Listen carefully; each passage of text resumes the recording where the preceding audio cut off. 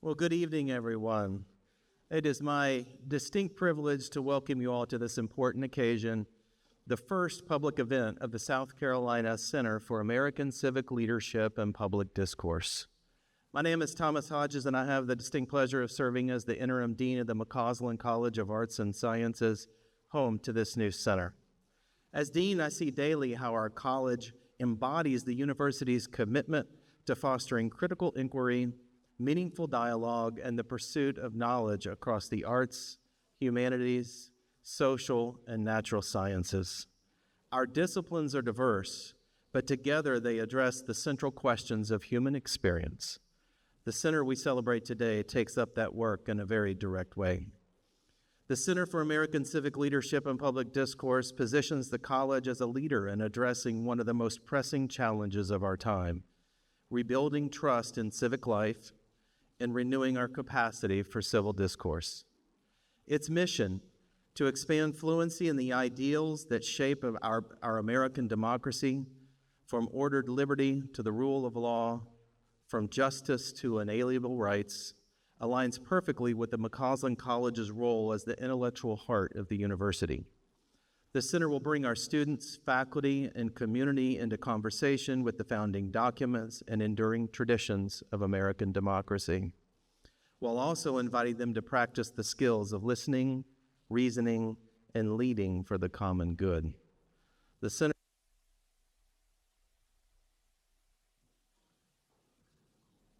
center is not simply an addition to our college.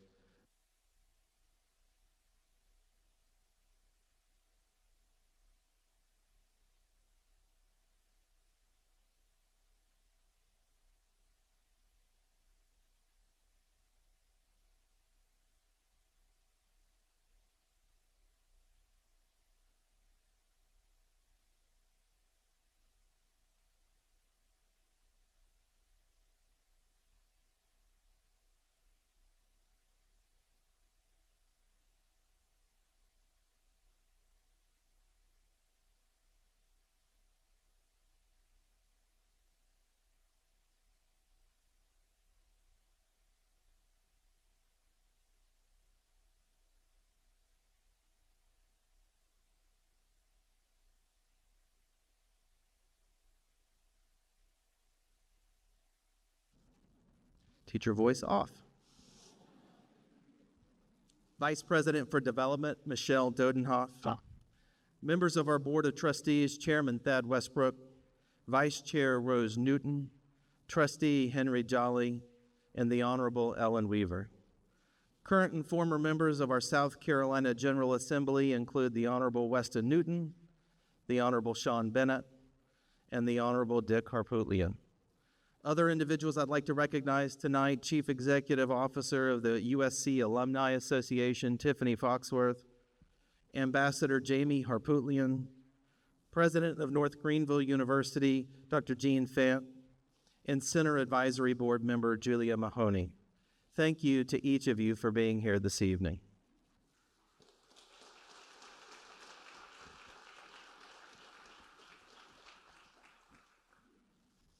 And of course, the vision and leadership of a center depend on the director who guides its early years. We're fortunate to have in that role a scholar of international distinction, Dr. Christopher Tollefson. Dr. Tollefson is a Carolina Distinguished Professor of Philosophy whose work on natural law, ethics, and the foundations of civic life has influenced both the academy and the public sphere. He has written extensively on moral philosophy, medical ethics, and the ethics of lying and truth-telling. And he brings to this new role both intellectual rigor and a deep commitment to fostering respectful, reasoned dialogue across differences. When I first discussed the center with Chris, I was struck by his unending commitment to students and their opportunities to grow in their understandings of the foundations of American civic life. As I learned more about his work and the intentionality of his pedagogical decision-making, it was abundantly clear to me why Chris was selected at this crucial point in time. It is my distinct honor to introduce to you the interim director of the South Carolina Center for American Civic Leadership and Public Discourse, Dr. Christopher Tollefson. Chris.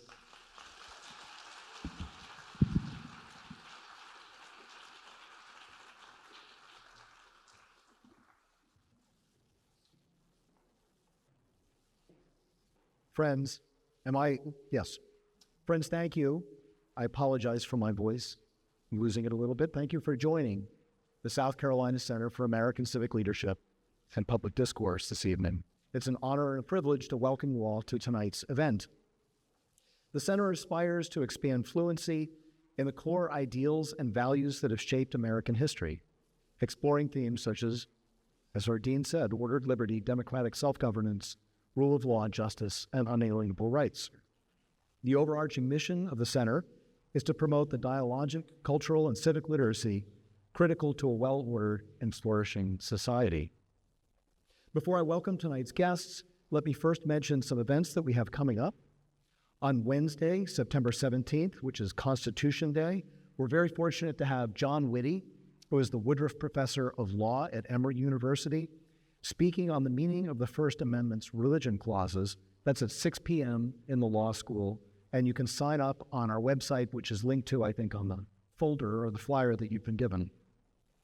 If you're a member of the USC community, please then also sign up for lunch the next day, the 18th, noon, also in the law school, when John Witte speaks about recent Supreme Court jurisprudence on religious issues. Now, these are going to be great events. John is a fantastic speaker, and I think we'll all learn quite a bit. Then in November, please join us for Yuval Levin asking, can the Constitution unify Americans? That is on November 18th. And Yuval is also a great speaker, and I'm just delighted that he was able to join us. The second thing I need to do before I introduce our guests is to make it clear how grateful I am to the chair of the Board of Trustees, Thad Westbrook, to University President Michael Amaritis, and to the administration and staff of the McCausland College of Arts and Sciences for their support of the center. Thank you all very much. With that, let me briefly introduce our guests, whose list of accomplishments could keep us here all evening. Robert P. George is the 6th McCormick Professor of Jurisprudence at Princeton University and Director of Princeton's James Madison Program in American Ideals and Institutions, which was founded under his leadership in the year 2000, just celebrated its 25th anniversary. George holds honorary visiting professorships in law and public policy at Pepperdine University and has frequently been a visiting professor at Harvard University Law School. He is a fellow at the Witherspoon Institute and the American Enterprise Institute. Professor George has chaired the U.S. Commission on International Religious Freedom and served on the U.S. Commission on Civil Rights and the President's Council on Bioethics. In addition, he has been a U.S. member of the UNESCO World Commission on the Ethics of Scientific Knowledge and Technology. He was also a judicial fellow at the Supreme Court of the United States, where he received the Justice Tom Clark Award. A Phi Beta Kappa graduate of Swarthmore, he holds a JD and MTS degrees from Harvard University, as well as the degrees of DPhil, BCL, DCL, and DLit from Oxford University. He has 23 honorary degrees. Professor George is a recipient of the U.S. Presidential Citizens Model, the Honorific Medal for the Defense of Human Rights of the Republic of Poland, the Bradley Prize for Intellectual and Civic Achievement, the Barry Prize of the American Academy of Sciences and Letters, and the Irving Kristol Award of the American Enterprise Institute. Professor George is the author of Making Men Moral, Civil Liberties, and Public Morality in Defense of Human Law, or Natural Law, among many other works, and he's given honorific lectures at Harvard, Yale, Oxford, St. Andrews, and Cornell, among many universities. He's a member of the Council on Foreign Relations and is of counsel to the law firm of Robinson and McElwee, and is a bluegrass banjo player and fingerstyle guitarist. Late distinction.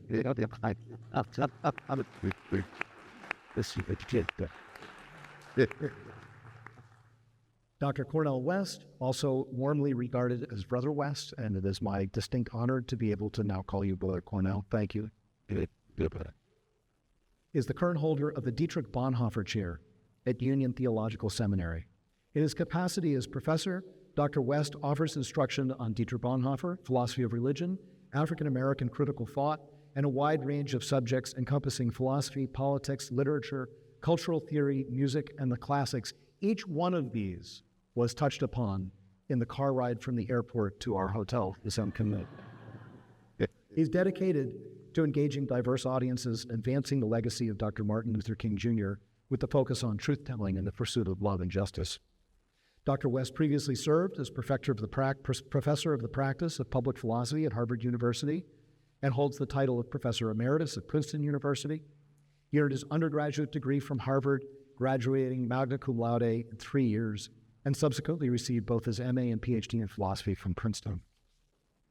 Cornel West was the first Black man to receive a PhD in philosophy from Princeton University in 1980.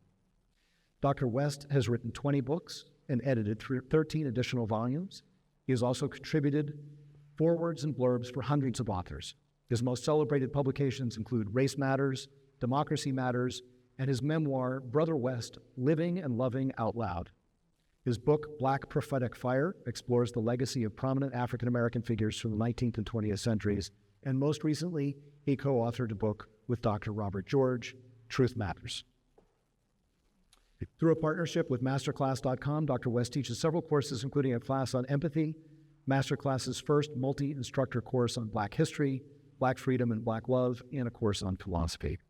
In 2024, he was an independent presidential candidate, and in the same year, he delivered the very prestigious Gifford Lectures in 2023-24, titled A Jazz-Soaked Philosophy for Our Catastrophic Times, From Socrates to Coltrane, at the University of Edinburgh in Scotland. Please welcome Professors Robert P. George and Floyd. I think this.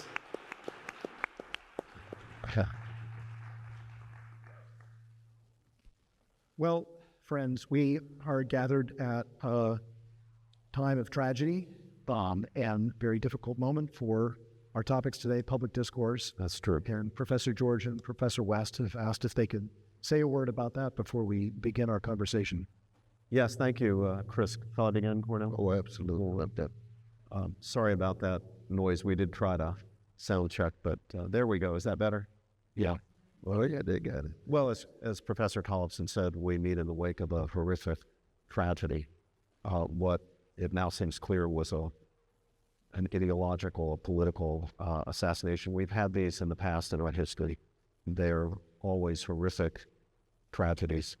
First and foremost, of course, it's a personal tragedy. A young man, political activist, happened to be a conservative, wouldn't matter whether he was conservative or liberal, left or right, young man, 31 years old, in a university setting, engaged in what we're engaged in here, in discussion, debate, dialogue, murdered, leaving behind his young widow and 2 small children. It's personal tragedy, unimaginable. Of course, we grieve for the family and pray for the family. But it's not merely a personal tragedy. It's first and foremost and above all a personal tragedy. But it's a tragedy for the country. It has public significance. It throws in sharp relief the extreme polarization that we're now experiencing as a society, where so many people are losing the ability to think of and regard each other as fellow citizens with whom we disagree, but rather have fallen into the trap, and it's a trap that's deadly for Republican democracy, of regarding and treating one's fellow citizens with whom one disagrees as enemies to be destroyed. And again, it doesn't matter whether it's right or left. None of that matters. What matters is, if we're to preserve this grand experiment in ordered liberty and Republican government, then we are going to have to restore civil discourse, restore civic friendship.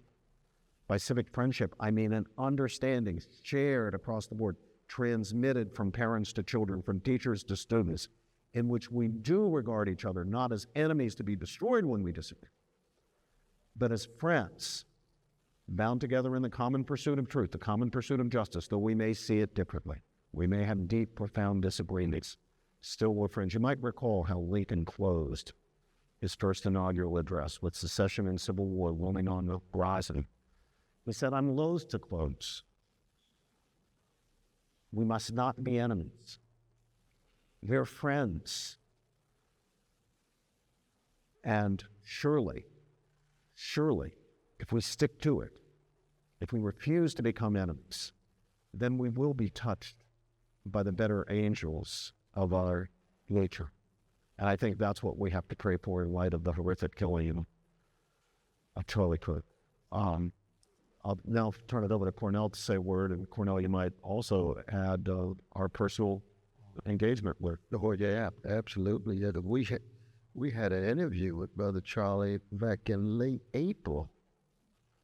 It went on for a good hour. We had a high-quality dialogue with that brother.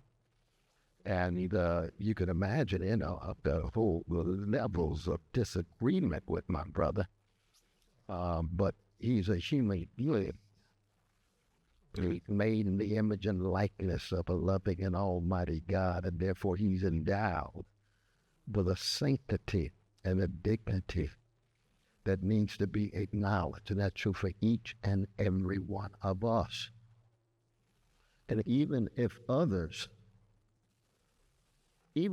Charlie himself responded to certain persons in ways I'm critical of, which he did, that doesn't mean that I still can't attempt to take the moral and spiritual high road, because it's a sense of this is how one chooses to be in the world. The love, the care, the concern across the board, across gender, race, class, and national identity, and religion. And so anytime I hear, somebody murdered, and murder is murder. And a lot of people don't want to linger with that. Murder's murder. It could be Brother Charlie, it could be in Sudan, it could be Gaza, it could be in Colombia, South Carolina, it could be in Ethiopia. Human beings are precious. So my first response was to pray for Sister Herrick, his precious wife, two priceless kids. For the rest of their lives, they've got to come to terms with what took place there in Utah. And that's very personal and existential. It has little to do with politics, little to do with ideology. It's at the human connection. Then we have a discussion of his legacy and things he said and so forth, so on. And even the dialogue he had with us, one, just like yourself, she read the book. Yeah, that's right. That's a breakthrough these days. That's almost a revolutionary act for a lot of folks who have broadcasts. They just have you on and look at your picture and like your suit. Now let's talk about the text. Well, you haven't read it. The brother actually read the text. I think he asked me to be on too after didn't he? He did. It was very interesting. He didn't have to invite us onto the show. He knew that I, though a conservative, I'm a conservative in somewhat different strife. I've been critical of President Trump. He's critical of people who are critical of President Trump. And of course, very distant politically from Brother Cornel, but he invited us onto the show because he had read the book, he was interested in the book, and he wanted to engage with us. And he treated us both, you every bit as much as me, Absolutely. with enormous respect and Absolutely. kindness. He listened to what we had to say. And then, as Cornel was just saying, when we finished the dialogue, he said, Brother West, we're pretty distant from each other ideologically, but I'd like an opportunity to talk with you one-on-one. So it was actually inviting me to lead the stage. And they got together on another occasion, and the two of them could do some civil discourse. It's pretty rough and tumble. So I'd love to. He was getting that. I hate to have Brother Robbie just drop out like that, but absolutely. And then I must say, too, I did hear my dear sister Candace Owen, who was his best friend in the world.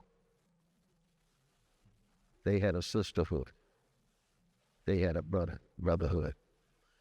And on the deeply conservative side of the ideological spectrum, but the level of human interaction and humane relation was actually quite powerful.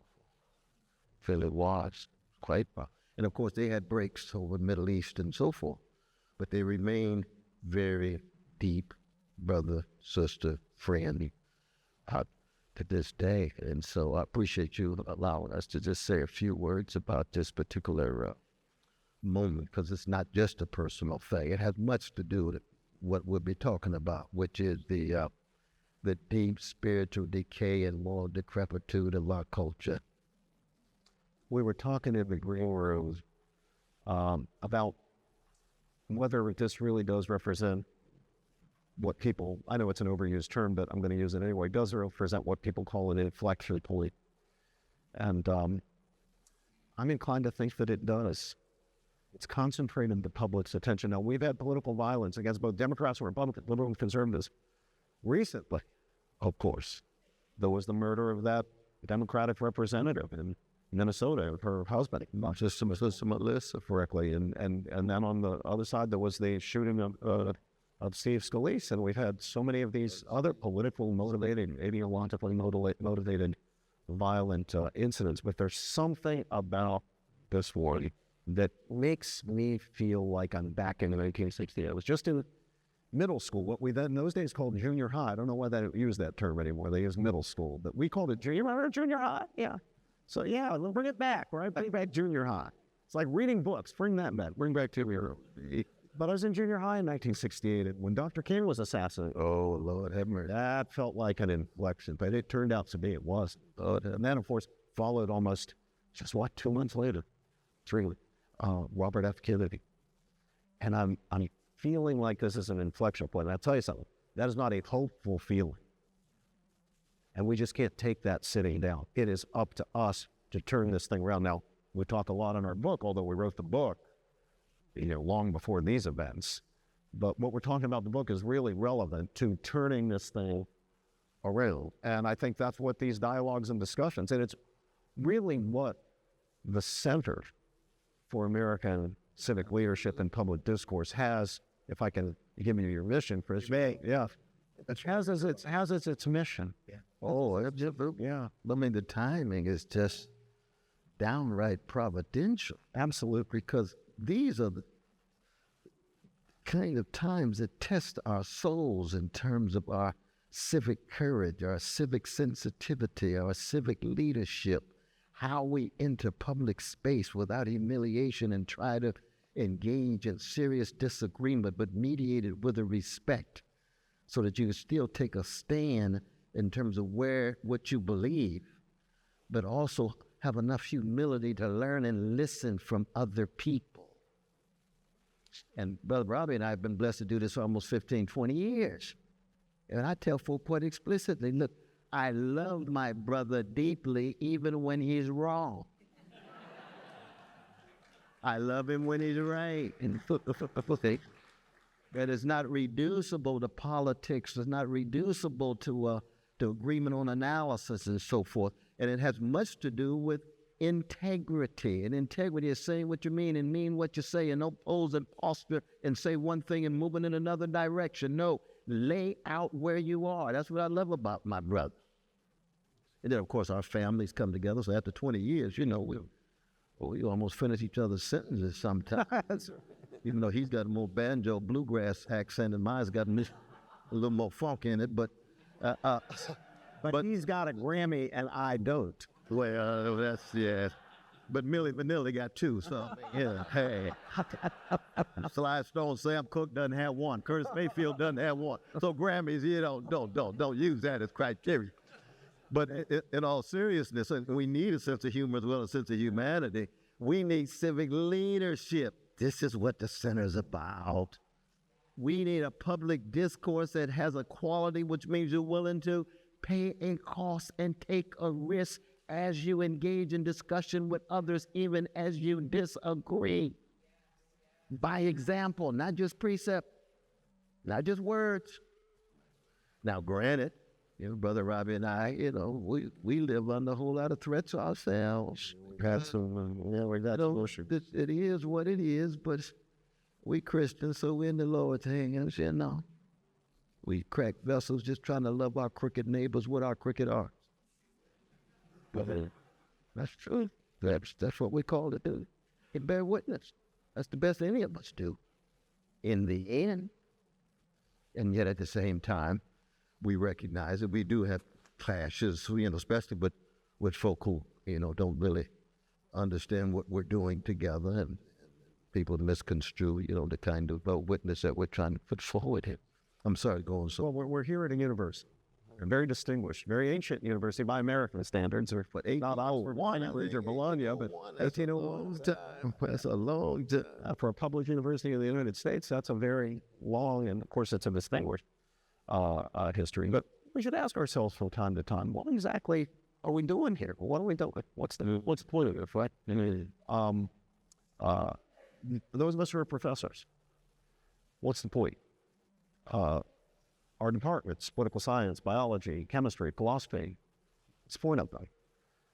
Well, it seems to me that a large part of the picture is that parents and families, here, of course, the parents and families of South Carolina, entrust their children, the young men and women we teach, to our children.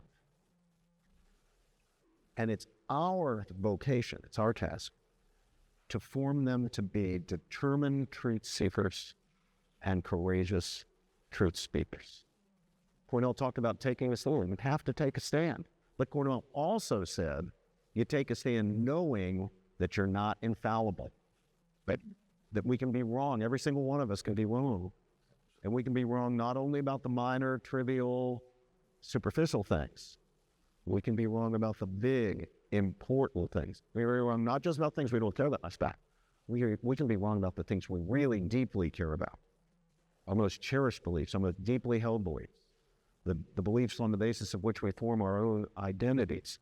And it's that recognition of our fallibility that gives us the ultimate impetus and reason to be open to civil discourse, open to challenge, open to criticism. Yes, be willing to take a stand for what you believe. Be willing to die for what you believe in. Speak the truth courageously as God gives you to see the truth, but recognizing that you're never going to know, none of us is ever going to know the truth perfectly.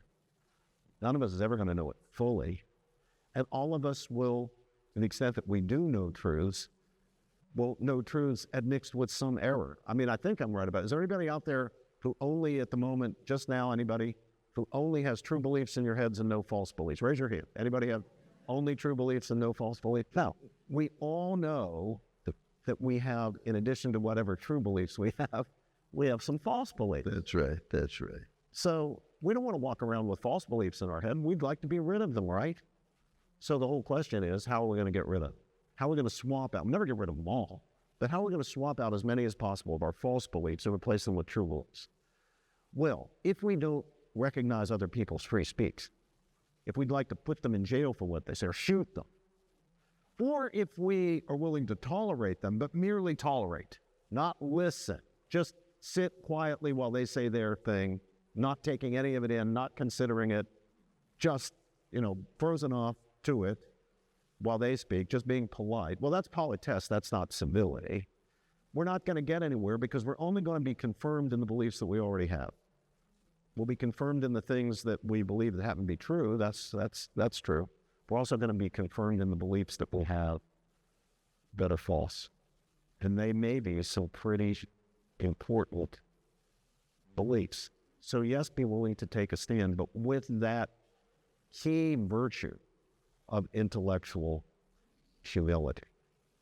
And I think that recognition of that virtue, the transmission of that virtue, is a critical component of the mission of the center. That's right. So you want them to be courageous. You want them to be convictional.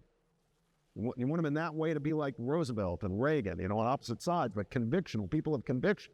We wouldn't want to just have milquetoast people who can't take a stand about anything. On the other hand, we don't want dogmatists and ideologues. That's not what parents are sending their kids to us to form. They want us to form them to be genuine truth seekers, determined truth seekers. And that means they're going to have to accept criticism of their views, and they're going to have to be self-critical. Brother Christo, just like your magnificent father, philosopher, Sophia, lover of wisdom, not possessor of wisdom, but a lover enough to seek.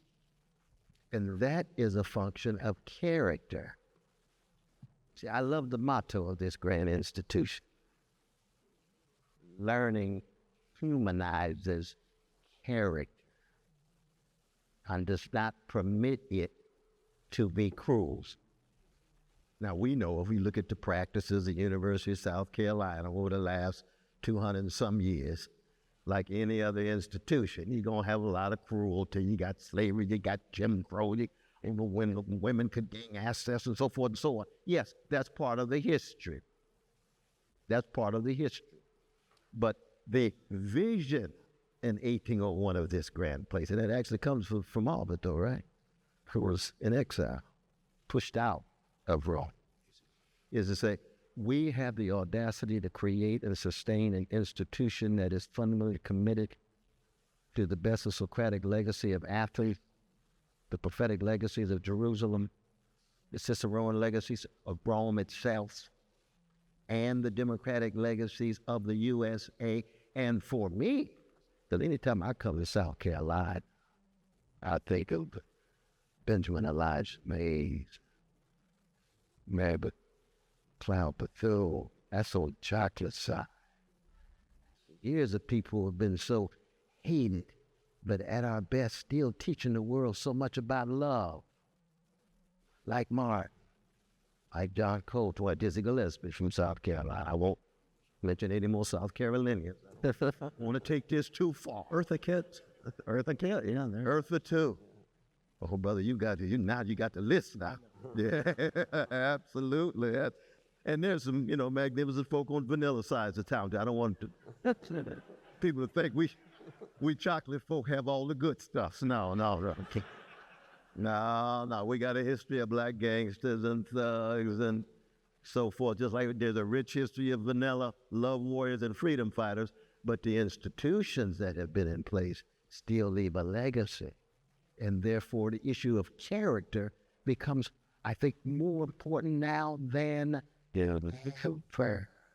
And what is character? Well, it's just having enough backbone to believe that it's to sacrifice for integrity, honesty, decency, and courage will cut a number of different ways. The great Melville used to say, truth is always a jagged edge.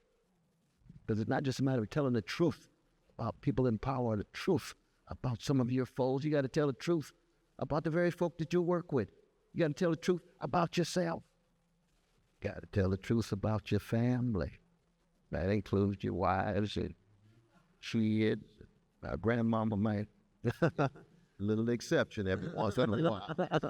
But that kind of truth-telling cuts across the board because we are all human beings in the end who need character formation in the short trek from mama's womb to tomb. And the vision of those who invoke of it like that in University of South Carolina in 1801 is really quite is quite extraordinary. I know it meant much to the Richard T. Green as a word. That's right. First black graduate of Harvard College. We have a statue of him. But then, what they got a statue? Yep, I'll take him. Richard T., you got a statue of Greener? We do. They got so many statues of Greener now because he's at Harvard, he's here.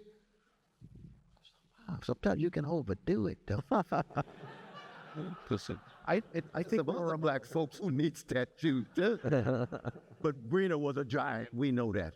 Greener was a giant. But the important thing is not his skin pigmentation, but it's humanity and choosing to try to be a force for good and do the best that he could in the short time that he was here in light of the tradition that informed him. And that's what our young people need. They need to see sermons, not hear them. They need to be able to see persons who are cutting against the grain, engaging not just in dialogue, but serious intellectual exchange. And I know that's what's going to go on here at this center. Serious intellectual exchange in terms of let us make sure that there's a diversity and heterogeneity, of different views and viewpoints coming from a variety of different traditions. All of us cracked vessels. None of us have a monopoly on truth or beauty or goodness or even the holy. I hope you do have some religious folk as part of the dialogue now. But you're going to have some secular folk too. That's fine. They got something to say. They got a lot to say. But you want to broaden that dialogue out and do it in such a way that the young people who are so hungry and thirsty, given the wounds and bruises and scars that they are wrestling with in their own lives in this culture that we live in. Well, can we talk a bit about the issue Cornel has raised? Speaking truth to power. Sure. Food. That's a lot harder than it sounds. It's a nice phrase. We all resonate to speak truth to power. It's a lot harder than it sounds. And it's not because we fear power. It's because we love approval. That's just the way we're made. We love applause. And in a democracy, speaking truth to power means telling majorities, telling the people what maybe they don't want to hear. And that does not produce applause and acceptance. You can ask that great victim of democracy named Socrates, what form of government, I ask my students, what form of government killed? Because they of course, grew up with a valorization of democracy. And I love democracy. I'm all for it. But we can't deify it. What form of government killed Socrates? It was a democracy. But we love acceptance, and we love to be accepted by the powerful. I'm sure there's some people here, well, Cornel, you're one, I'm certainly one, who have been invited to the Oval Office of the President. Rub shoulders with the President, people there. You know what? Feels good. Really does. You feel like you're really something. And you would like to be invited back often. But you know how you don't get invited back? You say something critical when you think the guy in power is going down the wrong road or down the wrong thing. And this is what I like about my brother. This is what I love about my brother. There's no posing. There's no posture. There's no saying what you need to say to get ahead, to get invited back to the Oval Office. He is critical of Obama, same way he has been critical of Trump. There's no posing, no posturing, no saying what people want to hear. He doesn't have a brand. Today, everybody wants a brand. Now, he's got a style, I'll give you that. But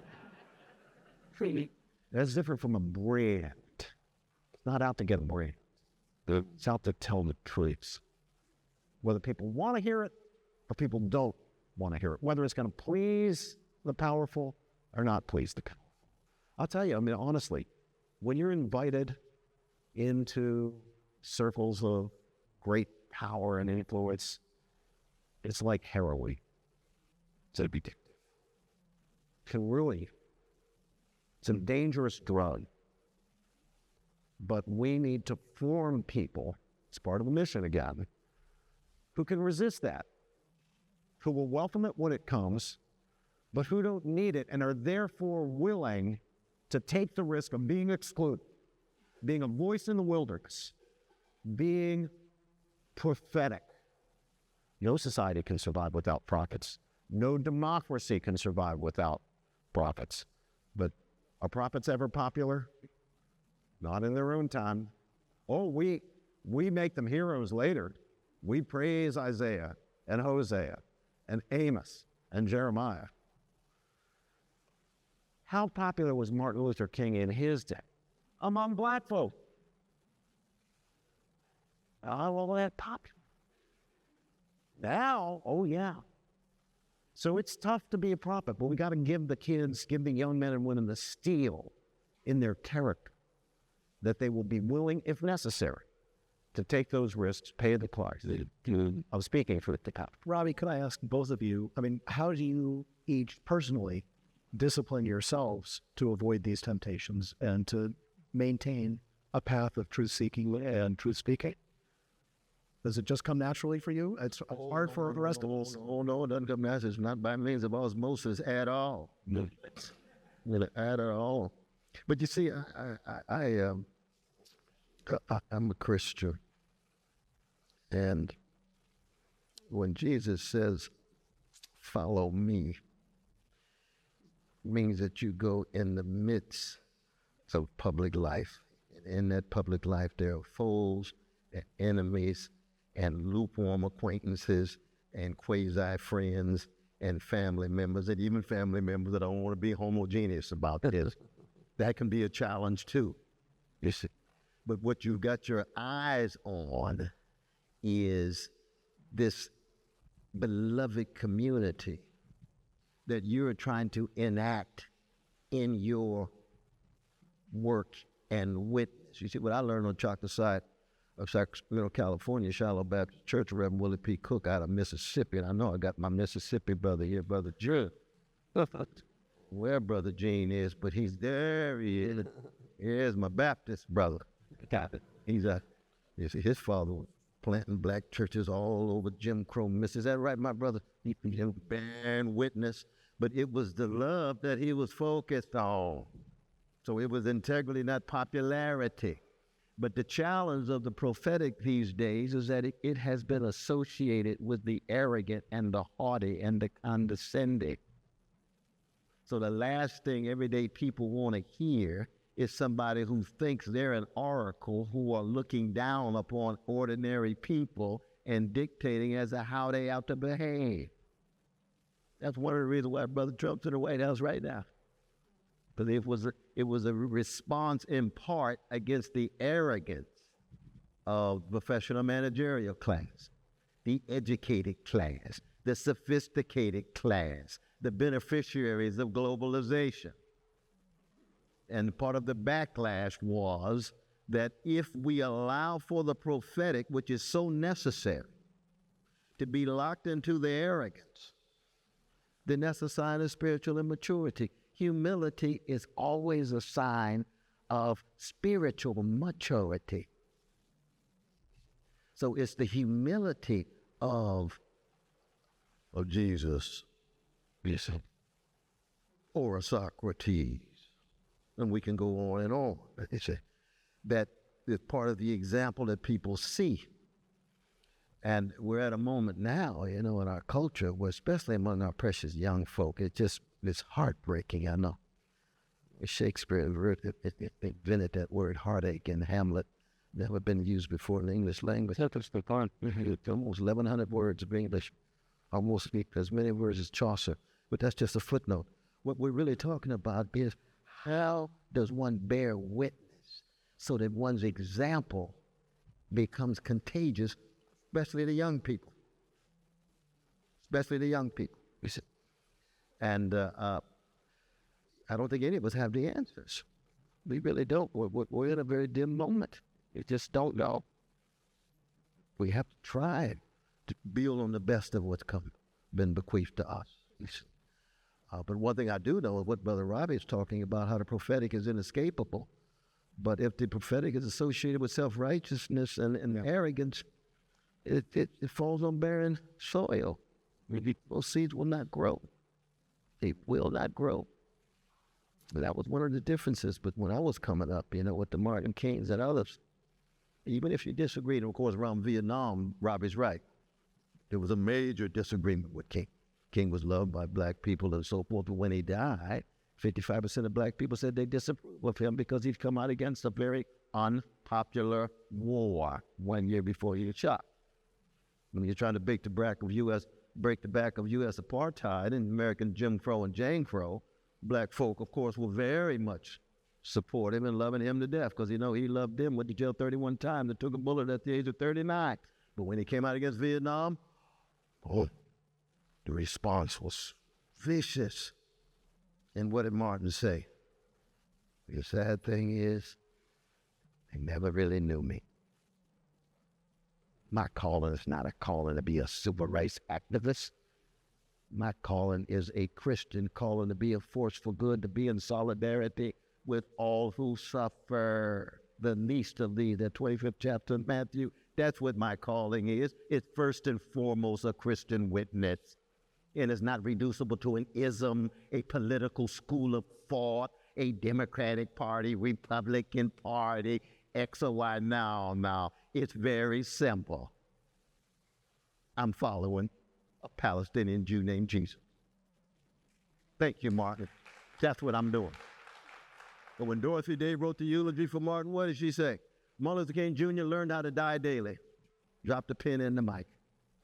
And that's exactly what we told the students on Parent Day. I know it's Parent Day right now. Yeah. At Princeton, when we were invited to speak before all of the parents, coming back to celebrate their kids. And what did we say, Brother Robbie? I got to tell the story. You gonna tell us? You gonna tell a whole lot? I'll try to do the quick version. So it's Parents' Day. Is it Parents' Day now here in South Carolina? You see all these beautiful parents. Absolutely. So I'll let you know a little secret. Students at Princeton can sometimes give in to the sin of being a little proud of themselves. And the parents can yield to the same temptation, being very proud to be the parents of the students at Princeton. And of course, part of that is they're thrilled that they think that, if you're a Prince, our kid's at Princeton, his ticket's punched. He's going to, from here, it's just a straight Goldman Sachs, big fortune, status, prestige, influence, power. We got all that, we got all that. But we were invited, Brother Cornel and I were invited by the university to speak. We were in a big crowd like you. We were up here to speak on Parents' Day on the question, what is the purpose? What is the fundamental purpose of a liberal arts education? Reading Dante, and Shakespeare, and Plato, and Aristotle, and Chaucer, and so forth. What's the point of that? So I tried to make the case to the assembled parents, or shrub kids there, that the point was not to get ahead in the material sense. That's good. We want them to be successful. We want them to do well financially. We want them to be influential and powerful. But more fundamentally than that, that's not really the fundamental purpose of liberal arts education. The purpose of liberal arts education was to lead them to lead an examined life, to think deeply about profound issues, to become self-critical. And I can tell that my plea for learning for its own sake and for its inherent enrichment was not carrying the day. I wasn't making the same. And so I sort of gave up and I turned to Brother Cornel and I said, well, Cornel, why don't you share your views about that? And he just leans forward. He leans forward like this and he says, your children have come here to Princeton to learn how to die.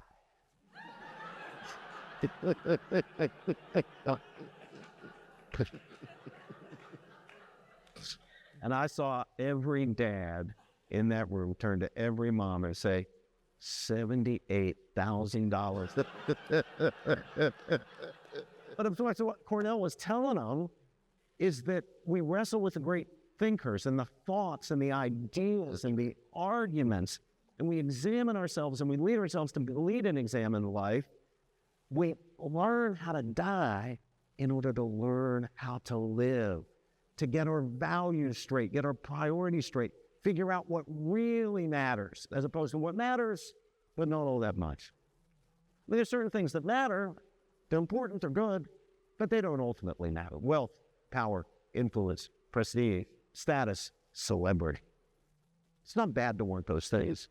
You can do good things with them. Think of the great things you can do with wealth. Create products that people want and need, jobs for people. If you accumulate a lot of wealth, you can give a lot of money to the Center for American Leadership. Great things you can do. Same with status, same with celebrity. Well, some of our celebrities do wonderful. They're Dolly Parton. Look at all the wonderful things that she does with her celebrity. But those things are merely instrumentally valuable. They're not the things that are good in themselves. They matter, but at the end of the day, not all that much. What about the things that really matter? Those are the things that matter not just as instrumental, but for their intrinsic worth: faith, family, fellowship, knowledge, beauty, integrity, compassion, dignity, decency. Those are the things that really matter. And it's from the perspective of our mortality. This is just the teaching of our ancient Greek philosophical heroes. It's from the perspective of mortality that we can see that if we're valuing, if what we're focused on to the exclusion of the things that really matter are the things that matter but not all that much, if we're focused on wealth and power, status and prestige, and we're neglecting, these things aren't bad, but we're neglecting friendship, family, knowledge, beauty, holiness, well, we're out of whack. At the end of the day, we need to remind ourselves, what do we want it to say on our tombstones? Not what's it going to say on your CVs. Chris read those CVs for Cornel. Let me thank you, Chris. That was very kind of you to say that. But those are things that are not going to be what are on our tombstones. This medal, this award, this degree. What's going to be on the tombstone, I hope, is loyal husband, loving father, faithful disciple, the things that really matter. So I'm sorry I interrupted, but I had to. No, but it goes right back to what the center is about. When Plato says to philosophize is to learn how to die, Montaigne said the same thing by invoking Plato. Seneca, he who learns how to die unlearns slavery. What freedom really is. Any form of narrowness, and we all have our forms of narrowness. And there is no maturation, growth, development, which is to say there is no life without death. And any time you let an assumption go, that's a form of death. Any time you wrestle with a better assumption, that's a form of rebirth. Even Christians see in the New Testament, Christians must learn how to die daily. Augustine in the Confessions, he's dying daily because the sinful nature continues to persist after his conversion. And so you think to yourself, well, if that's happening with all of us, but we're still trying to courageously sustain the best that has been poured into us, be it personally or horizontally, or yet vertically if you're theologically inclined, it means that we have a possibility of virtues, personal as well as civic, individual as well as collective. And you get that family, remembering what grandma and granddad, mom and dad shared, may not always agree, but they're trying to pour something into you so that part of their afterlife will be at work in their life, and your memory of them will set a standard that the world itself cannot ever undermine. And democracies themselves, that's the only way they survive. Because most of human history is a history of organized greed and weaponized hatred and routinized indifference to the vulnerable. Most of history is history of oppression and exploitation. Every culture, every civilization, every empire. But there's moments of interruption, be it love, friendship, on the personal level, on the collective level, creating institutions that accept the dignity and sanctity of everyday people. Those are democratic republics. They tend not to last that long.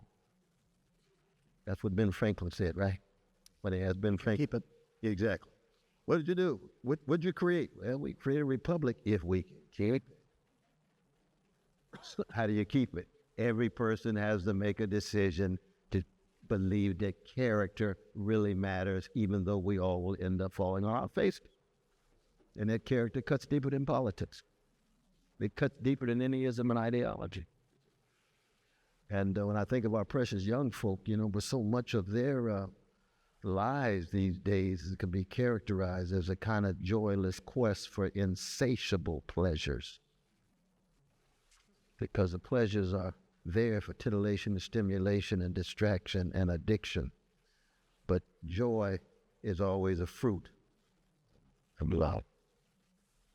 Joy cuts so much deeper than pleasure.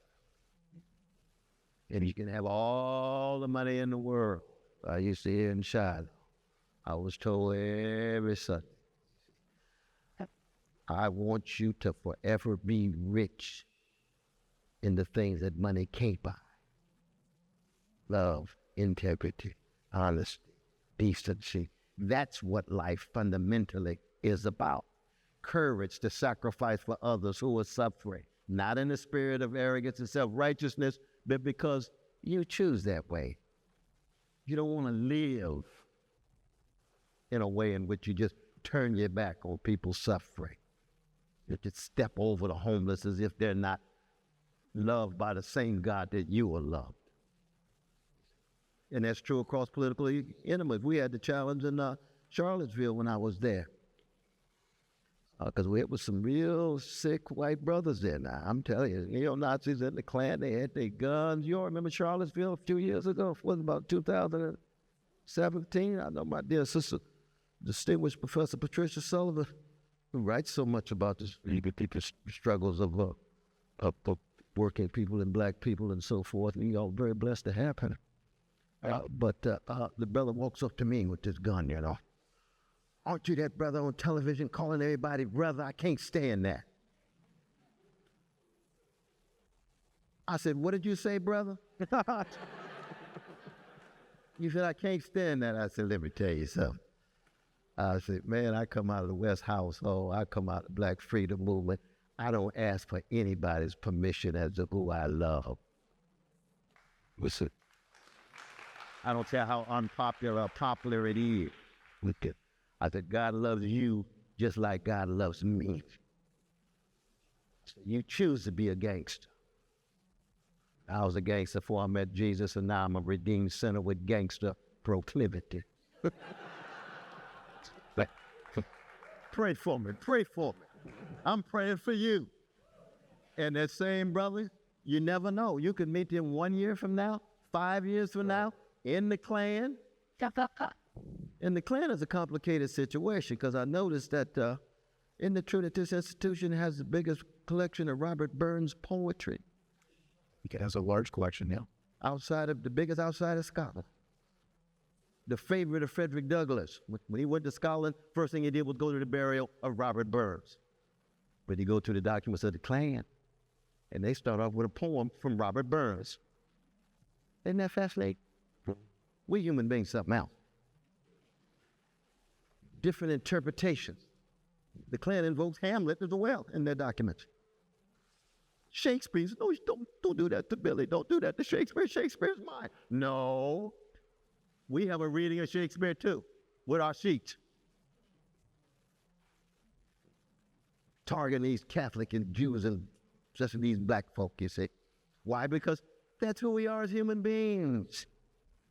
We're shot through with hatred. We're shot through with greed. And it's at work inside of us. It's at work in a larger society. And the only way you create civic leadership and public dialogue is to create moments of interruption that push back the hatred, push back the greed. And you don't start by just looking at somebody else. You got to look at yourself.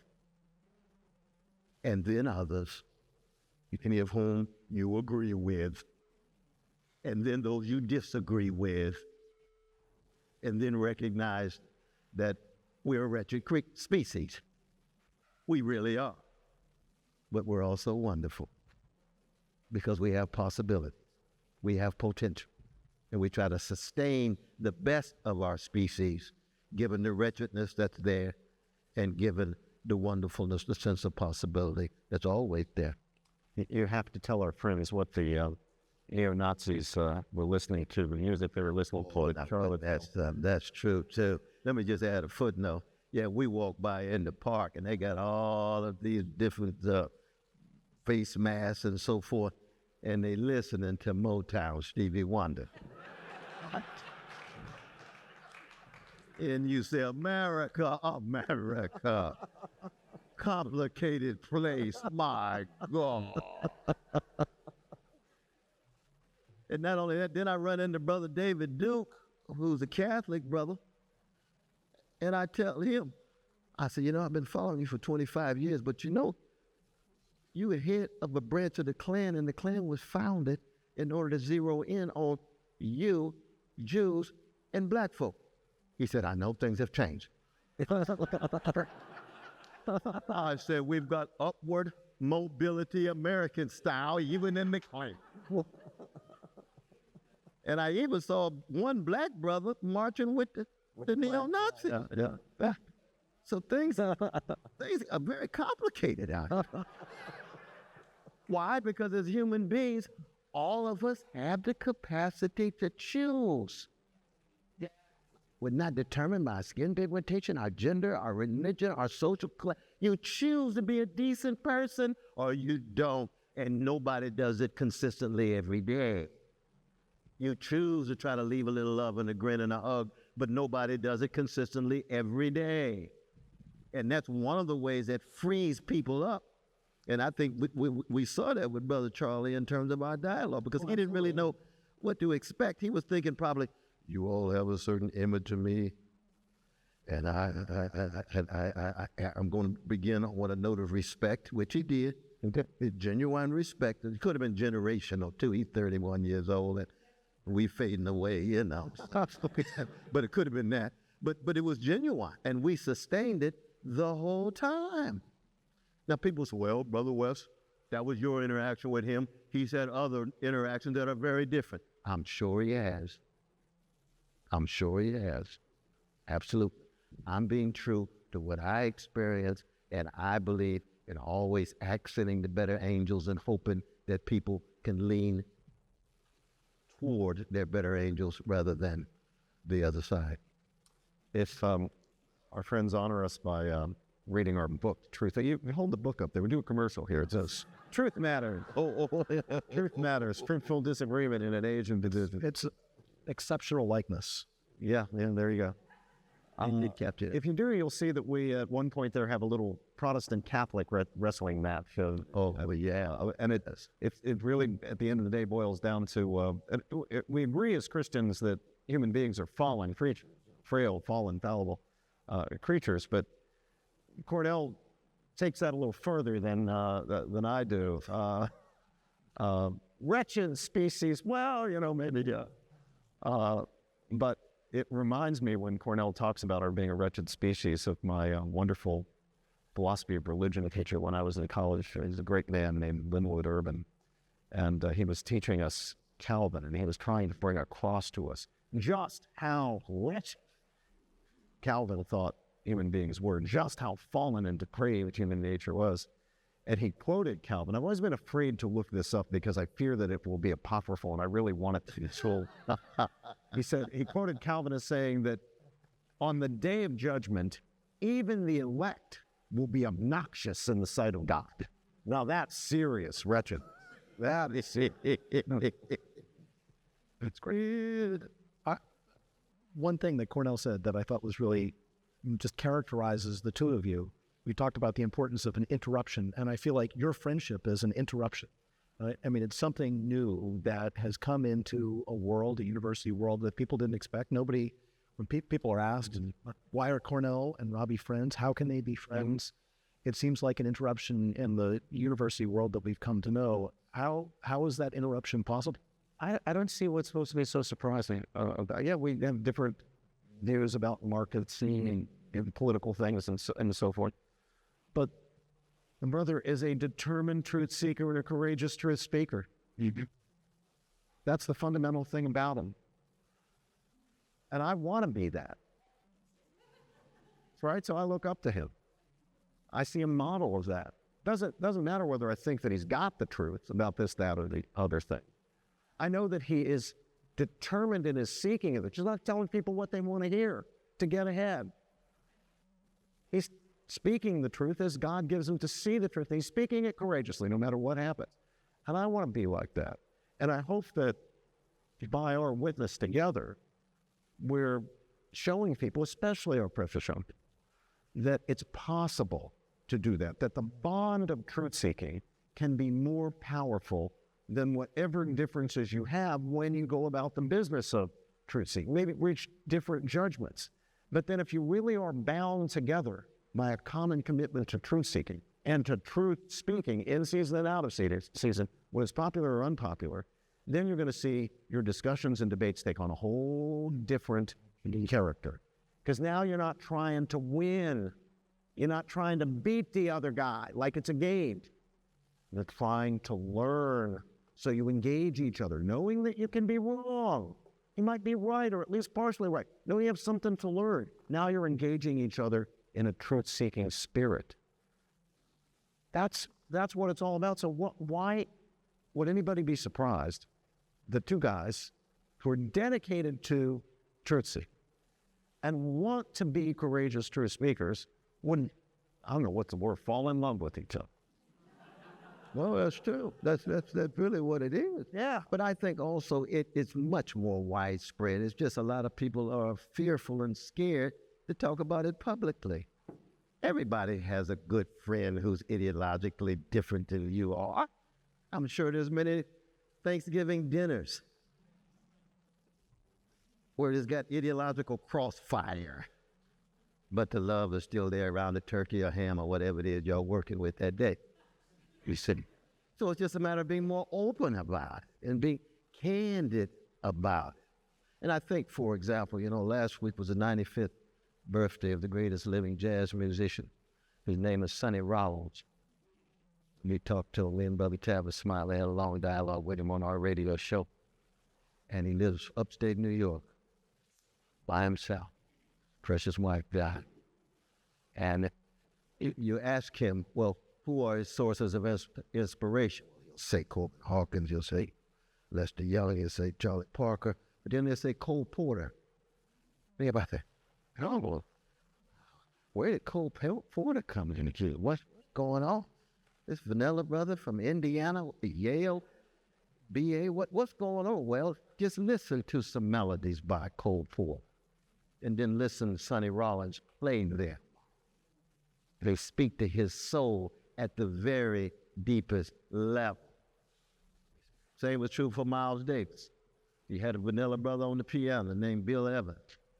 He was not a white ally of Miles Davis. He was in the band. That's different. You earn the trust, the respect. So when they turn to him, they don't think, here's a solo of a white ally. No, Brother Bill, play what you got to play. Because it's coming from his heart, his soul, his mind, his tradition. He is for real relative to who he is. And who he is comes down to be different on a lot of different issues.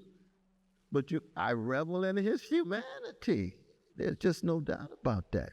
Now, it's hard for people to see it because the first thing you might see when you see Robbie is, let me check on the internet and see where he stands on these issues. Or the first thing with myself, well, where does Brother West stand on these issues? Well, then, that's the first thing. That becomes the lead. So it's easy for the humanity to drop out. It's easy for the possibility of overlap, of not just friendship, but brotherhood, or it could be sisterhood, it could be siblinghood, or what have you. But I don't think by any means that we are really big exceptions. I think there's more out there, but they just don't like to talk about it. I think a real worry today, is our polarization. And it's manifest in the way that people have been putting themselves into silos. If you notice this, so there seemed to be one large group of Americans that they watch Fox News and only Fox News. They read the editorial page of the Wall Street Journal. They might subscribe to National Review magazine. And then there's another big group of people they watch MSNBC or CNN and only that way. They read the New York Times editorial page and they might subscribe to The Nation magazine or what have you. And neither one is ever hearing a perspective different or challenging to the one that they hold. They're just constantly being reinforced. The same ideas, the same paradigms, the same modes of thinking. And, once you're in those silos, it can become all too easy to begin to think of yourself as in a cold civil war with your fellow citizens, and to stop thinking of them as civic friends and to start thinking of them as enemies. Civic friends are to be debated, argued with, persuaded, learned from. Enemies are not to be persuaded. Enemies are to be destroyed. At the end of the day, we didn't trying to persuade Hitler.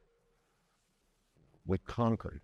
Well, my dad was in that, was in the Second World War. They weren't there to persuade Goering and Goebbels. They were there to destroy Hitler's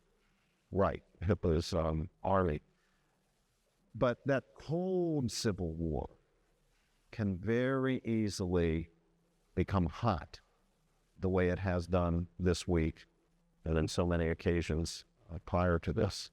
And it could get worse and worse. So we got to get people out of these silos. And I hope, again, that the Center for American Civic Leadership in Public Discourse will play its role, not only here in South Carolina, but as a model for other institutions around the United States in getting people out of those silos by exposing our young men and women to the best that is to be thought and said on the competing sides.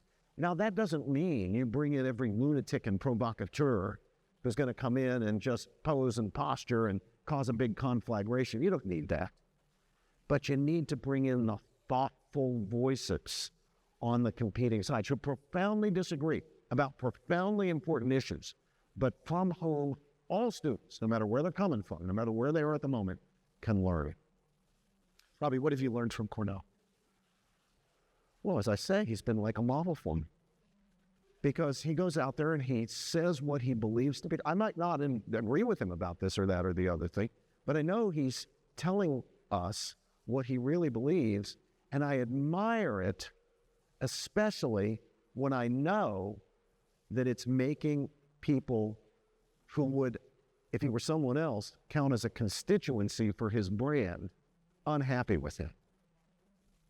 No, he's saying things that he knows will mean those invitations to the Obama White House, the Biden White House, you're never going to see one of those again. Who wasn't at the Obama inaugurations? You think that was just an accident? No, he's speaking truth to power as God gives him to see the truth.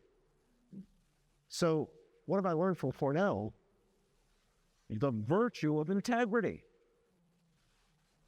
Saying what you mean, meaning what you say, and taking the consequences of saying things that are unpopular to people who could do you a lot of good in the material or ambitious sense. Above all, it's that. It's not, now I've learned things about this or that issue. I think I've deepened my understanding of things, especially matters of race, but those are secondary. It's the role modeling that's the most important. Cornel, you can't say the same thing about Robbie. Well, no, I mean, I tell the truth, and the truth overlaps. The truth is bigger than no, I just think I'm a better human being. I'm a better Christian. I'm a better black man that tries to be free and tries to keep alive the bloodstained banner of truth and justice in such a cold and cruel world. I'm better because I knew Brother Robbie. That takes an intellectual form. We will argue for 3 hours of Kierkegaard versus St. Thomas of Aquinas. That's what he was alluding to earlier about the wretchedness and the depraved, because we on the Protestant side, especially we Baptists, because we way on the Protestant side. Some Quakers and Mennonites and so forth. We Baptists way out. And Baptists come in a lot of different forms.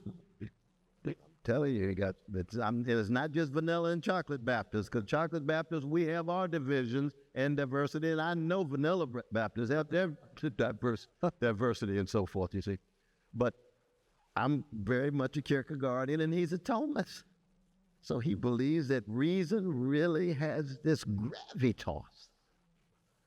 I believe that we try to muster all of the rationality we can, but it's not as strong. It's weak. It's pretty sweet and cool. It's in the book. The debate's in the book. So we have a debate then we move into politics. Then we move into larger philosophy and so forth. Yeah.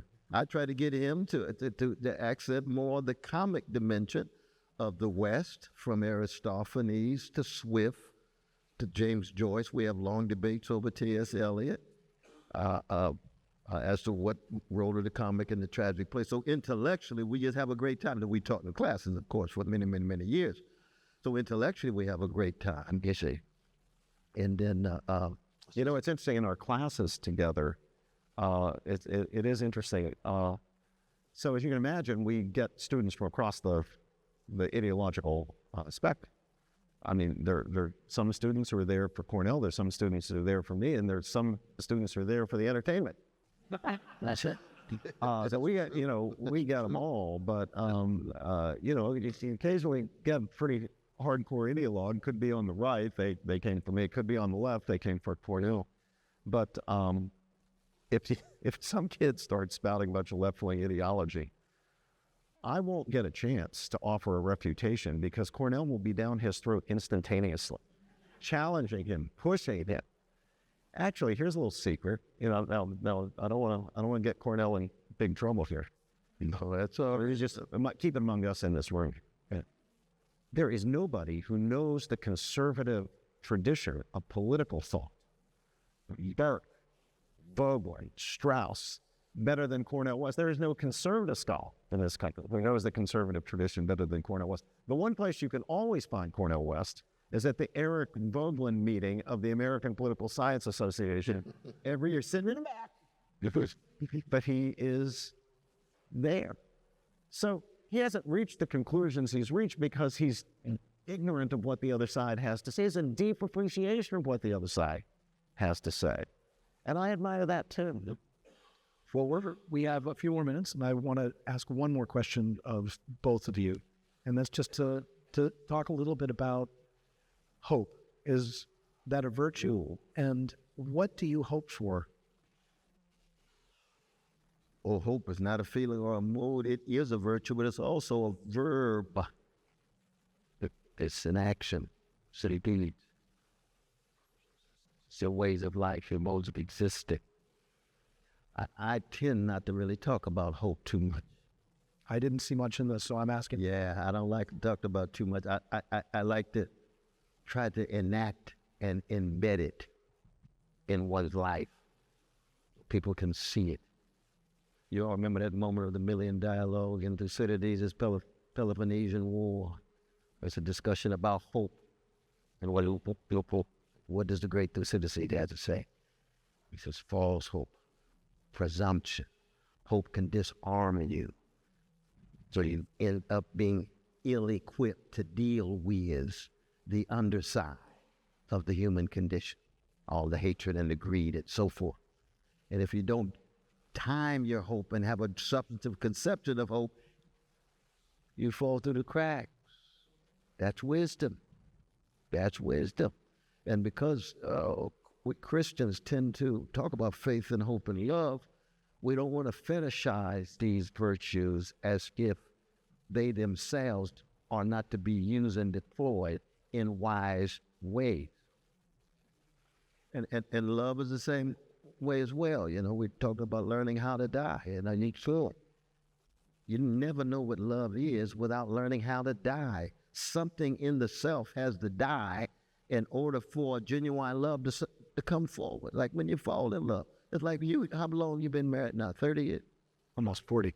Almost 40. This is wonderful. Like Lauren. Where's Sister Lauren? Oh, yeah. You were talking about Sister Lauren. I was not there. Is that right? Yeah. My God, I salute you.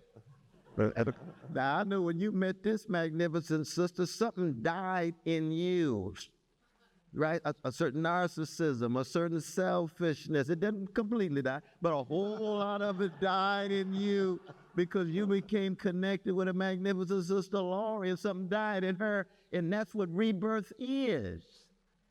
So that sense of not necessarily talking about it in the abstract, being by each other's side with your precious children that you were praising and exalting as a Lord. All 9 of them. That's right, each one precious. But what we're talking about very much about this hope is the last thing we need is abstract discourses about hope for people who are not going to execute and try to follow through on being hopes. And how do you be a hope? Same thing we've been talking about. Keeping that integrity and honesty, allowing it to spill over. It's almost like the Baal Shem Tov in the Jewish tradition, where every time they saw him, he was overjoyed, overloving. You see, I was talking to my brother at the law school here, who I think Edward Said's son used to be at the law school here. And Edward Said was the same way, because Edward Said was a classical pianist, just like Dietrich Bonhoeffer in Hitler's concentration camp. You talk to Edward Said, you talk about politics, and so forth and so on. Next year, well, Brother West, I I've got to shift now. You can go over to the piano. You can play some of the most beautiful Brahms, and Brahms is the saddest of all classical writers, and altos, Rhapsody and others bring tears to your eye. We ain't talking about the requiem yet. And so I would go on and play that sad music that goes beyond language, beyond sentences, that raid on the inarticulate that Eliot talked about. So at that point, he just enacts it. And in a way, I think one of the saving graces of the American experiment has been our music. It really had it. It's been our music. Especially bluegrass. And yeah, they never. Robbie plays a serious bluegrass banjo, and I've learned a lot from bluegrass because we didn't get that on the chocolate side growing up. No, James Brown never gave us a whole lot of exposure to the bluegrass, but I've learned a lot of bluegrass. Absolutely. I think it's very important to distinguish optimism from hope. I think the problem is people run those together, and they're really different things. Another point that Cornel and I have common is that we're people of hope. We're prisoners of hope, to use that phrase. Hope is a virtue, and it's not optional. But as Christians, we're required. It's obligatory to be hopeful, no matter how pessimistic you are. That's true. We're required to be hopeful. We can't let pessimism destroy hope. Now, we all have temperaments, tendencies. I tend to be, by temperament, optimist. Cornel tends a little more pessimist. But we did. I think it has something to do with that Calvinist wretchedness and all that. No, but I'm a blues man. The blues is not optimistic or pessimistic. It's tragicomic and it's the prisoner of hope. But no, I didn't mean to. But the key thing is that even in his pessimistic moments, he doesn't allow them to override hope.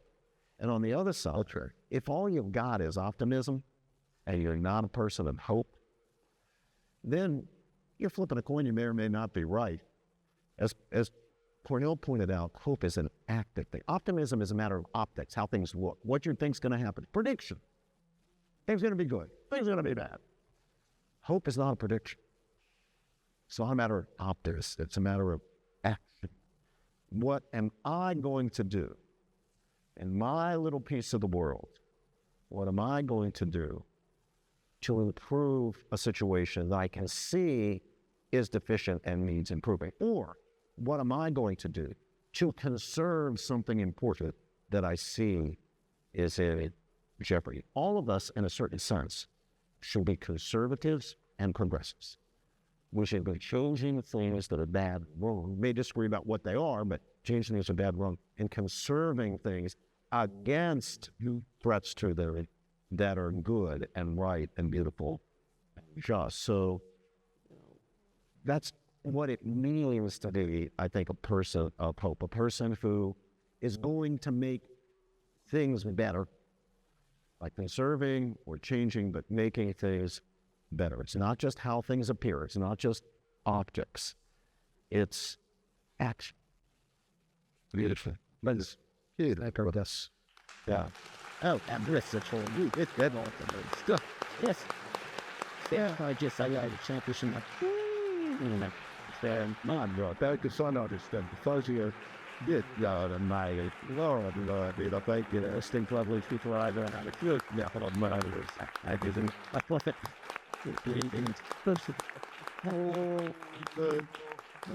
So bad, brother, sad, brother, sad. It's so bad.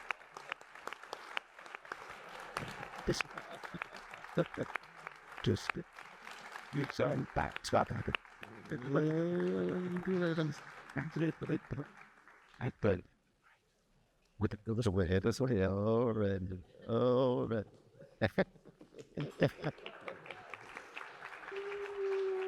I did, but I did everything with I and me. God bless you all. God bless.